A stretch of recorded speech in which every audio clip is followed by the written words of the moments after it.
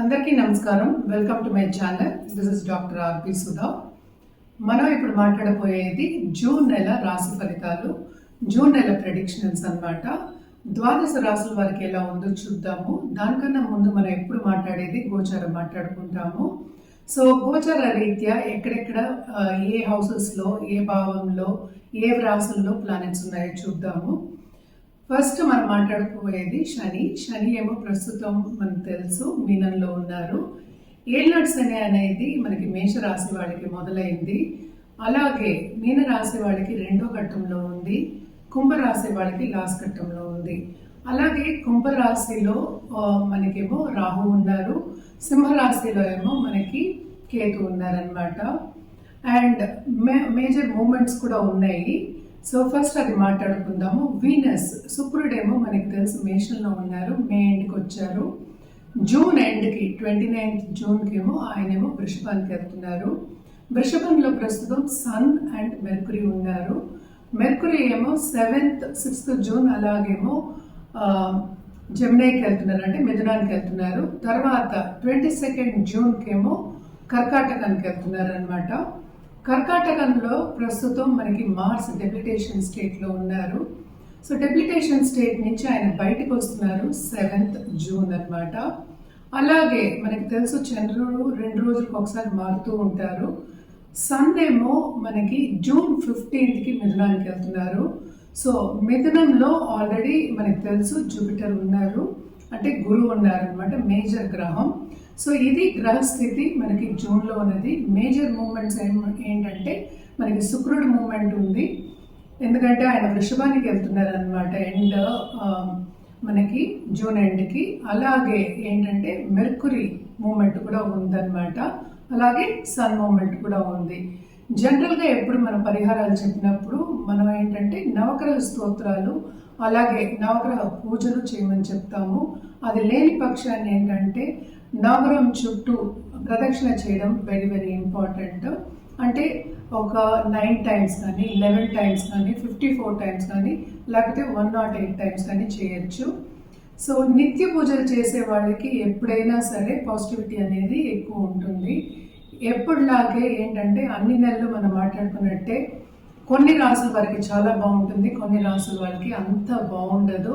ఏదైనా మిశ్రమమే. లైఫ్ అనేది ఏంటంటే ఎక్కువ తక్కువలో అనేది మనం చూస్తూనే ఉంటాం అన్నమాట. సో ఇప్పుడు ద్వాదశ రాసుల వాళ్ళకి ఎలా ఉందో చూద్దాం. ఇప్పుడు మనం మాట్లాడుకోబోయేది తులారాశి వాళ్ళ గురించి. తులారాశి వాళ్ళకి అప్స్ అండ్ డౌన్స్ అనేది చాలా ఎక్కువ ఉంది జూన్ మాసం. దేంట్లో అప్స్ అండ్ డౌన్స్ ఉందో చూద్దాము. ప్రస్తుతం అయితే ఈ రాశికి అధిపతి ఏమో 7th హౌస్లో ఉన్నారు. సో పార్ట్నర్షిప్ బిజినెస్ కానీ, బిజినెస్ ఆపర్చునిటీస్ కానీ ప్lenty వస్తాయి. కానీ ఏంటంటే వీళ్ళకి కొంచెం యాంగ్జైటీ ఇష్యూస్, అలాగే ప్రెషర్ ఇష్యూస్, చేసే పనిలో కూడా చాలా మటుకు బాధ్యతలు ఎక్కువ అవ్వడం, ఇవన్నీ ఎక్కువ కనిపిస్తున్నాయి అన్నమాట. ఎందుకంటే ఇప్పుడు 7thలో ఉన్నాడు వీనస్, మళ్ళీ ఏమో towards end of this month 8th వెళ్తున్నాడు అనమాట. అలాగే మనం చూసాము అంటే మార్స్ కూడా ఏంటంటే డెబిటేషన్ నుంచి మనకి 2nd లార్డ్ ఏమో డెబిటేషన్లో ఉన్నారు. సో కొంతవరకు ఫైనాన్షియల్ ఇష్యూస్ చాలా కనిపిస్తున్నాయి అన్నమాట starting of this month. So ups and downs అనేవి చాలా ఎక్కువ ఉన్నాయని ఇందాక నుంచి అందుకనే చెప్తున్నాను. So towards the 2nd half of this month Mars కూడా దిగుతారనమాట.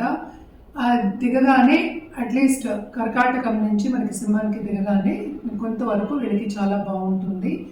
అదొకటి కాకుండా మనం చూసాము అంటే 9th మనకి జూపిటర్ ఉన్నారు. జూపిటర్ చూపేమో మనకి ప్రస్తుతం తులా మీద ఉంది. సో తప్పక వీళ్ళకి ఏంటంటే ఏది చేసినా కొంతవరకు పాజిటివిటీ అనేది కనిపిస్తోంది.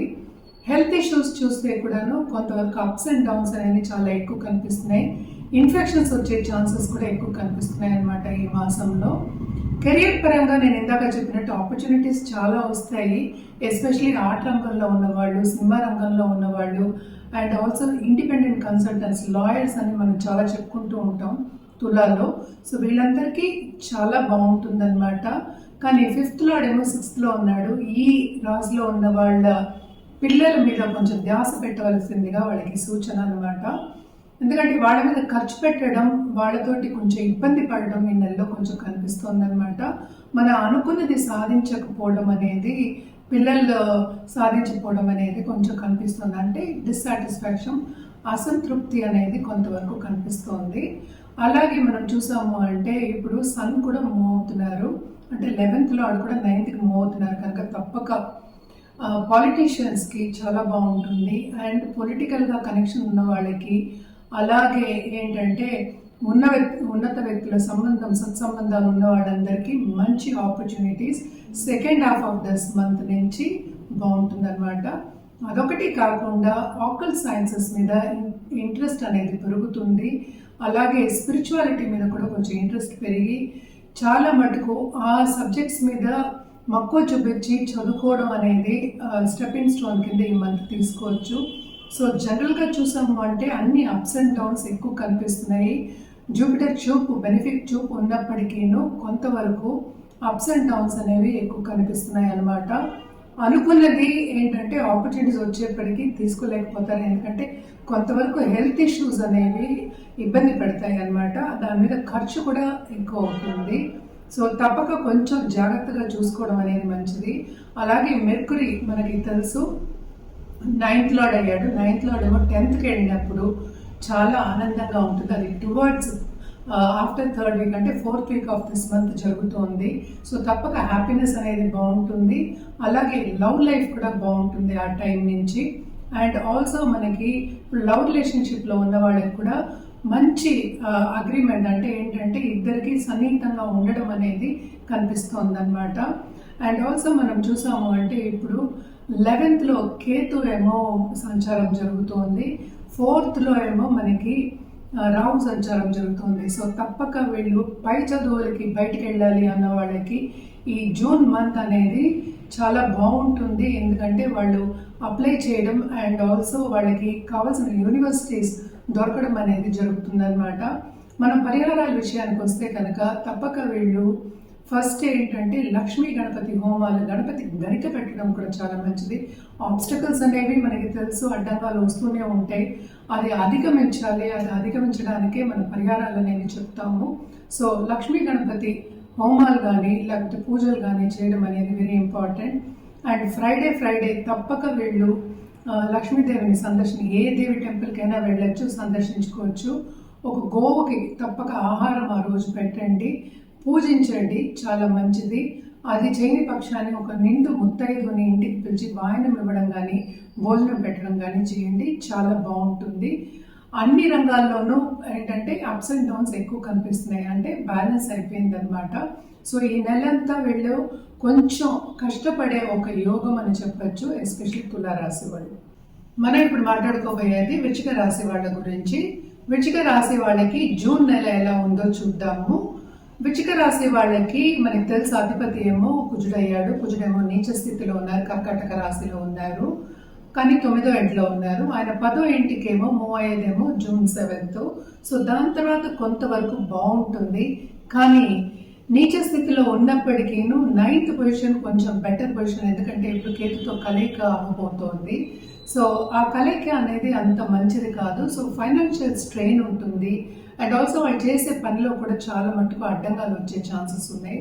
అంటే ఏంటంటే తొందరపాటుగా నిర్ణయాలు తీసుకోకూడదు, అదొకటి. అండ్ ఆల్సో తొందరగా పనిచేసినా కూడాను, చురుగ్గా పనిచేసినా కూడా వాళ్ళు ఎవరు మనన పొందరు, అంటే అప్రిసియేషన్ అనేది కొంచెం తక్కువ ఉంటుంది.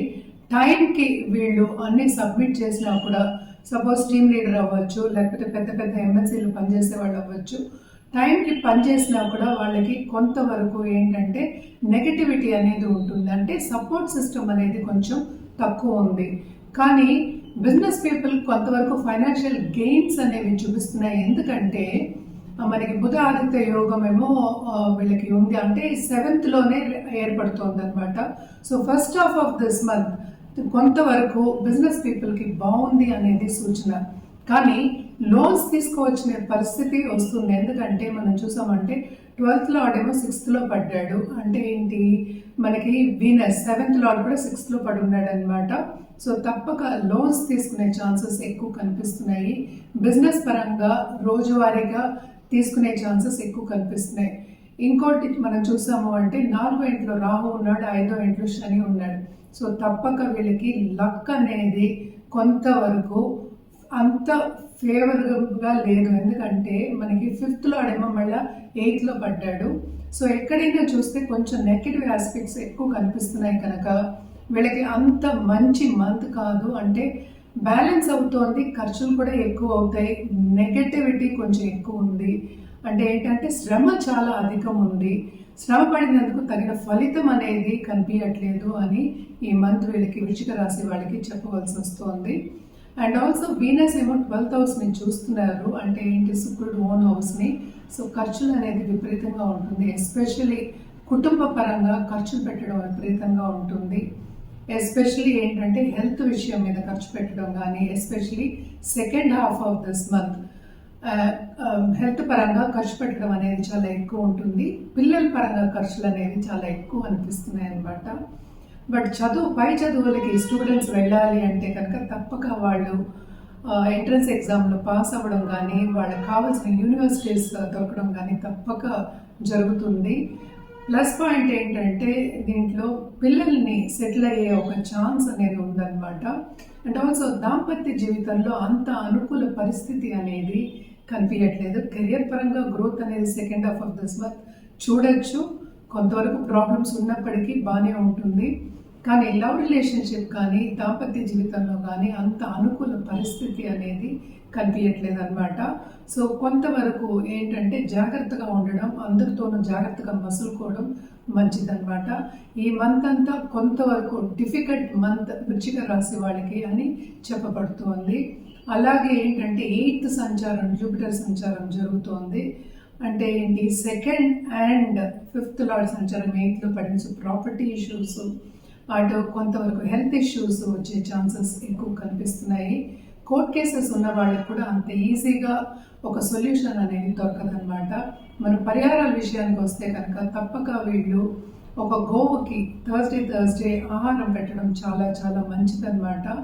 అండ్ ఆల్సో సుబ్రహ్మణ్య స్వామికి మంగళవారం తప్పక పాలాభిషేకం చేయించుకోవడం కానీ, లేకపోతే వెళ్ళి సందర్శించుకోవడం కానీ చాలా మంచిది. అలాగే ఏంటంటే మనకి దుర్గాదేవిని కొలవడం ఇంకా మంచిదన్నమాట. దుర్గాదేవిని ఫ్రైడే కానీ, లేకపోతే మంగళవారం కానీ ఎర్ర పువ్వులతోటి పూజ చేయడం ఇంకా మంచిదన్నమాట. ఇవన్నీ చేసుకున్నప్పటికీ కొంతవరకు ఫ్యూచర్ అనేది మనకి బ్రైట్గా ఉంటుంది, లేకపోతే పాజిటివ్గా ఉంటుంది అని చెప్పబడుతుంది. పరిహారాలు మెయిన్గా ఇచ్చేది ఎందుకంటే ప్రెషర్ తగ్గడానికి, అంటే ఏంటంటే కొంతవరకు నెగటివిటీ తగ్గడానికి మనం ఇస్తూ ఉంటాం. తప్పక చేయండి, బాగుంటుంది.